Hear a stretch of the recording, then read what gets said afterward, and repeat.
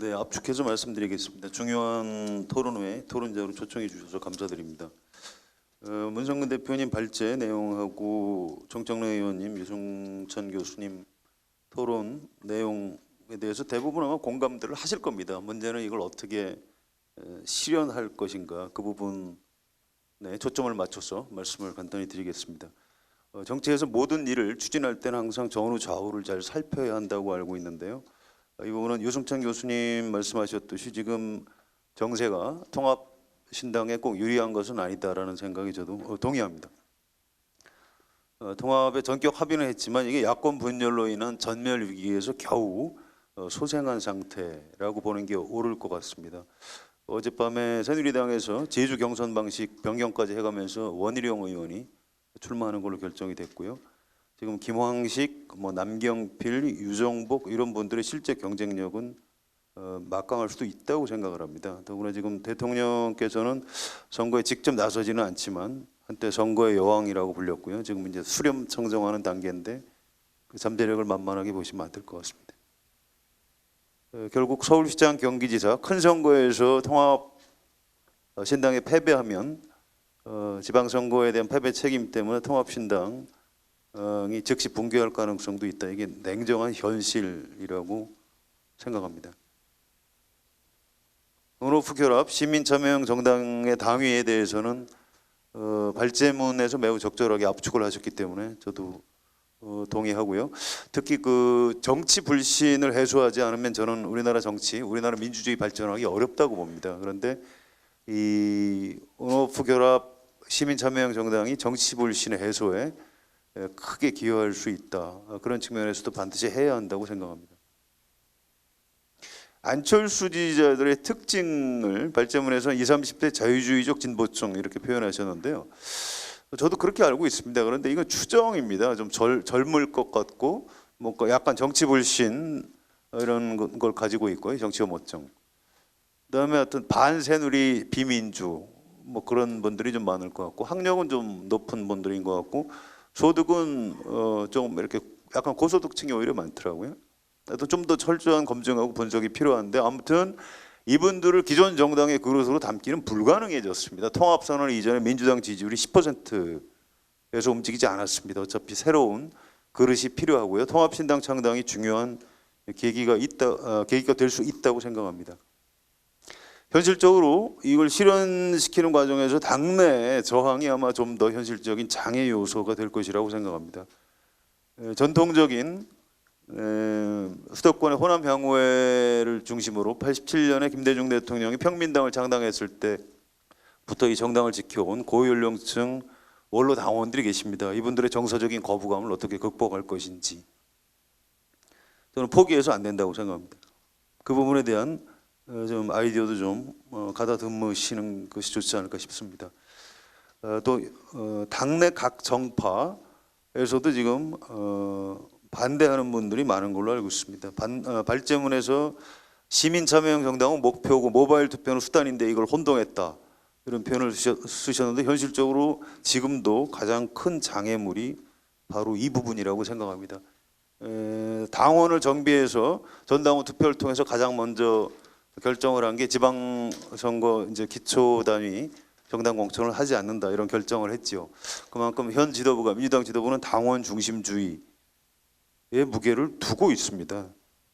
또 손학규 지난 대선에서 모바일 때문에 졌다고 생각하는 손학규 전 대표 등 당내 각 정파에서 지금 이런 온오프 결합 시민참여형 정당에 대해서 어느 정도 동의를 해줄지 좀 우려되는 바가 있습니다.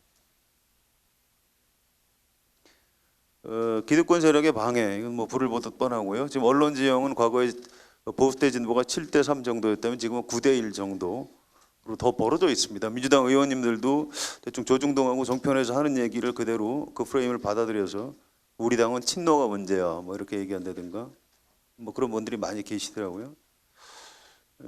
또 종북 통합진보당은 어떻게든 좀 멀리 해야 된다 이런 얘기. 친노 프레임, 종북 프레임 이게 어디서 왔을까? 이건 언론에서 온 겁니다. 그거를 민주당 의원조차도 잘 방어하지 못하고 있는 그런 게 현실이라고 생각합니다. 참고사항으로 마지막 몇 가지 좀 정리하고 토론을 간단히 마치겠습니다. 저는 지금 당원 당규 본가위원회 민주당 쪽에서 이상민 의원 또 민홍철 의원 또 송기복 부원장 이런 분들 들어가 계시고요.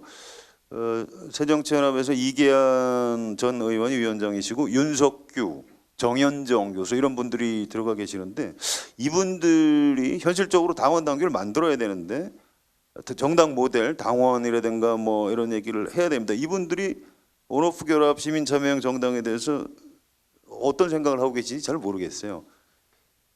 사실은 이게 실현되려면 안철수 의원 쪽에서 아주 강하게 요구를 해야 되는데 이계한 전 의원이나 민주당에서 또 당직자를 오래 하신 윤석규 전 실장 이런 분들이 온오프 결합 시민참여형 정당에 대해서 어느 정도 정리된 생각을 가지고 계시는지 지금 이 일을 추진하는 문성근 대표님 또 최민희 의원님 정청래 의원님 이런 분들이 현실적으로 그분들한테 어떤 설명을 하셨는지 약간 좀 걱정되는 바가 있습니다. 결국 이걸 실현시키려면 안철수 의원을 설득하는 것이 좀 더 현실적이라고 생각합니다. 안철수의 새로운 정치의 내용물이 바로 이것이다. 이걸 추진하는 것이 문재인 후보를 도와주기 위한 것이 아니고 당신의 그 새 정치가 성공하려면 반드시 이걸 해야 한다. 우리 민주당도 죽지 않으려면 이게 돼야 된다. 다음 대선 후보가 문재인이 되든 박원순이 되든 안철수가 되든 그건 부차적인 문제다. 이 점을 설득해내지 못하면 현실적으로 이걸 과연 당원 당규에다 어느 정도 담아낼 수 있을지 좀 우려되는 바가 있습니다. 지방선거 전에 과연 본격적인 토론과 당내 합의가 가능한지도 잘 모르겠습니다. 좀 쉽지 않을 거라고 생각하고요. 그래서 당장 본격적인 논쟁을 벌이는 것보다는 일단 당원 당규에다가 할 수 있다 정도의 어떤 근거 조항들을 좀 잘 마련해 두는 정도를 하시고 선거 이후에 본격적인 토론과 당내 합의를 추진하시는 것은 어떤지 이런 제안을 드려봅니다. 마지막으로 저는 정치부 기자를 하면서 좀 느낀 건데요. 짜장면을 아무리 맛있게 만들어도 그걸 배달하는 배달부가 좀 인상이 험상궂으면 잘 안 먹는 경향이 있는 걸로 알고 있습니다. 아까 정청래 의원님께서 대선 때 SNS 일이 잘 안 된 게 이제 당내 시기 질투 뭐 그런 게 좀 있다고 말씀하신 것 같은데 저는 그 일을 추진하면서 동료 의원들한테 신뢰를 좀 주지 못하신 측면은 있는 것이 아닌지 이런 생각도 이거 제가 좀 솔직하게 말씀을 드려보고 싶고요.